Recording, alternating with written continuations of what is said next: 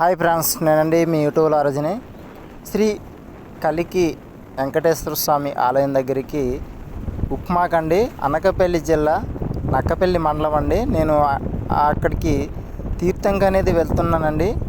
ఎందుకంటే ఆలయం శ్రీ కలికి అవతారమైన శ్రీ వెంకటేశ్వర స్వామి ఆలయం దగ్గరికి నేను బయలుదేరి నాకు 3 గంటల జర్నీ అండి. నేను అక్కడికైతే దగ్గరలో ఉన్నానండి ఫ్రెండ్స్. చూడండి, మరి దగ్గరికి అయితే వచ్చేసాను.